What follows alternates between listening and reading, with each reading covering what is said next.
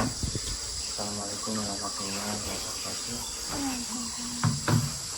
Pagi ini kita mulai lagi praktek tentang pendangiran.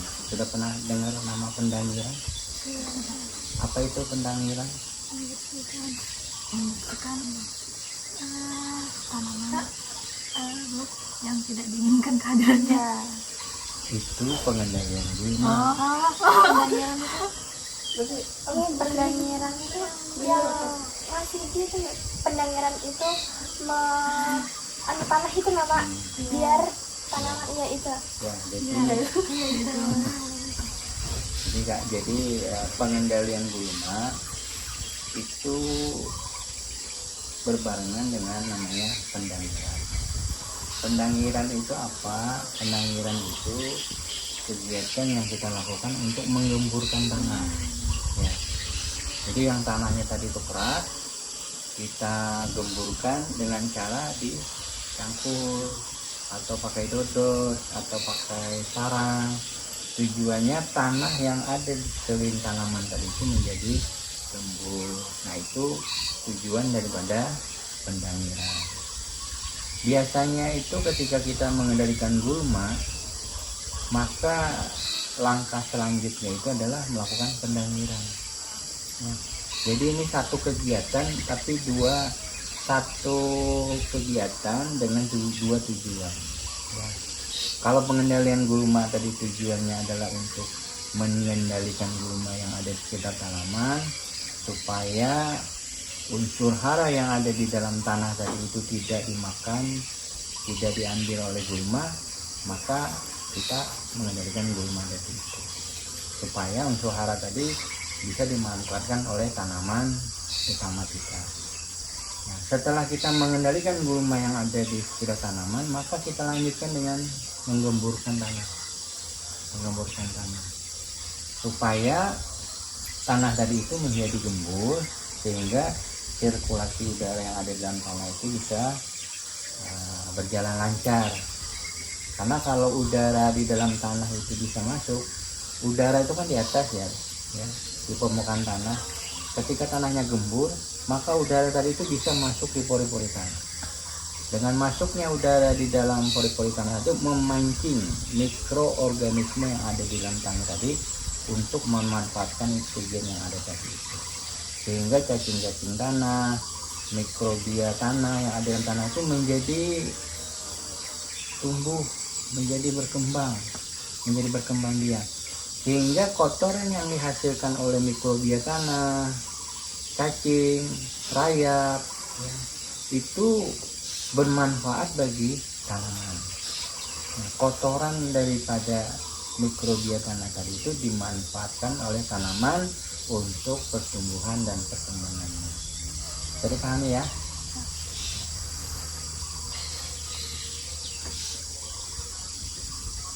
Nah, kemudian ada lagi tujuan daripada kita melakukan pendangiran. Jadi tujuan lain daripada pendangiran itu adalah supaya hasil panen kita itu bisa lebih baik dan lebih meningkat. Kenapa, Pak? Karena tadi prinsipnya kan ketika kita melakukan pendangiran, pengemburan tanah, maka mikrobia tanah itu menjadi tumbuh berkembang. Sehingga kotoran yang dihasilkan oleh mikrobia tanah tadi itu bisa memberi manfaat bagi tanaman kita. Nah, ketika unsur hara yang ada di dalam tanah tadi itu tersedia dalam jumlah yang banyak, maka dia akan memberikan produktivitas tanaman dalam wujud hasil. Jadi hasil tanaman itu menjadi lebih baik.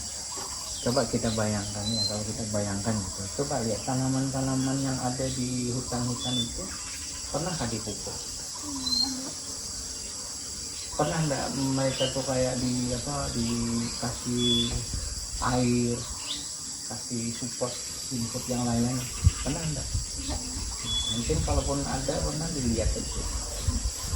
Rata-rata tanaman-tanaman buah di kaltim, terutama di kaltim ya, berdasarkan hasil survei yang Bapak lakukan, mulai dari Nunukan, mulai dari Malinau, Tanah Tidung, Bulungan, Kutai Barat, Kutai Timur, sampai ke Kutai Kartanegara, itu rata-rata kebun-kebun buah itu adalah kebun yang dimiliki oleh masyarakat.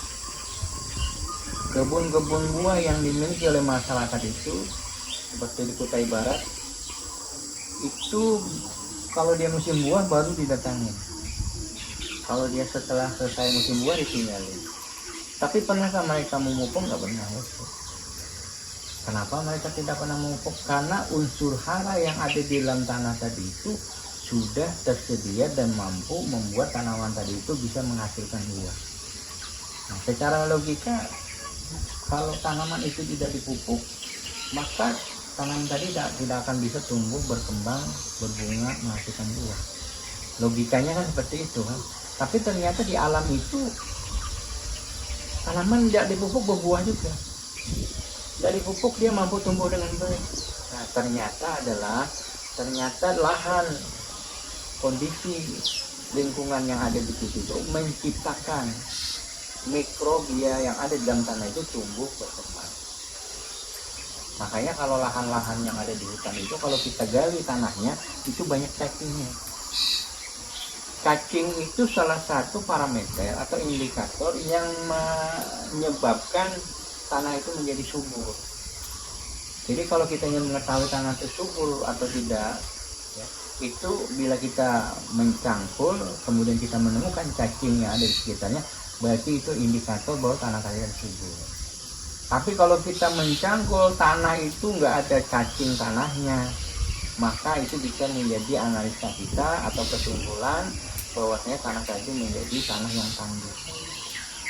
Ya, paham ya?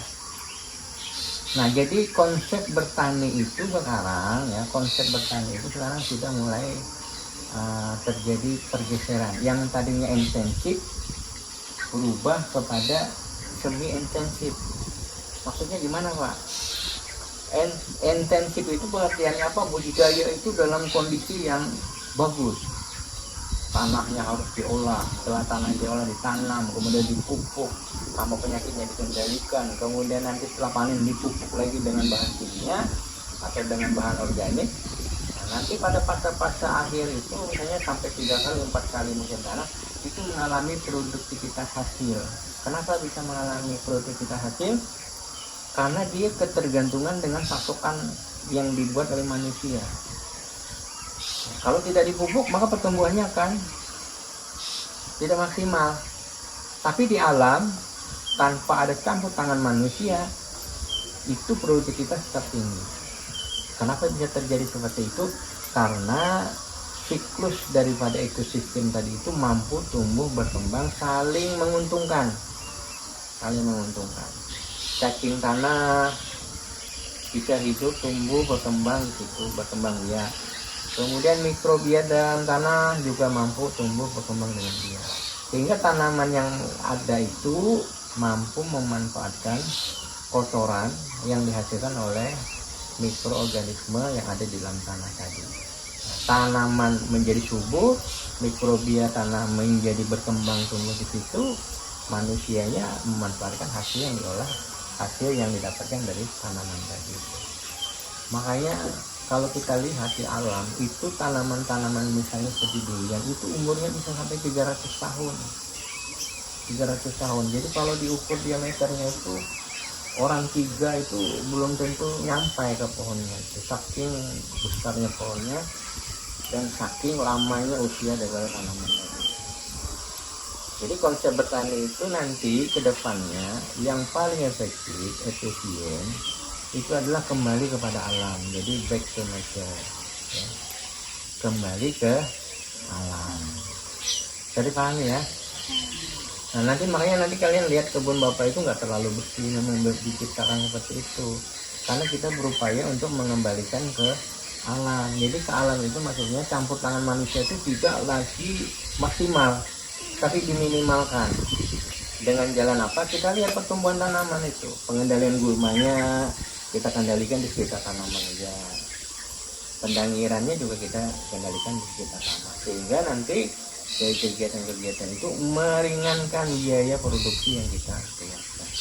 Kalau budidaya itu maksimal dengan cara intensif, maka biaya yang dikeluarkan menjadi besar. Nah, ketika biaya yang dikeluarkan besar, ternyata produktivitas hasilnya tidak maksimal, maka ada hitungan input dan output. Jika keuntungan tidak didapatkan, maka akhirnya petani itu menjadi rugi. Akhirnya orang tidak mau bertani. Kenapa? Karena rugi. Karena besar biaya yang dikeluarkan daripada hasil yang didapatkan. Nah, konsep back to nature, kembali ke alam, ini menghemat biaya kita, menghemat biaya produksi yang kita keluarkan, dan kita berharap produktivitas hasil itu bisa menjadi maksimal. Bisa dipahami ya? Kalau kita ada pertanyaan?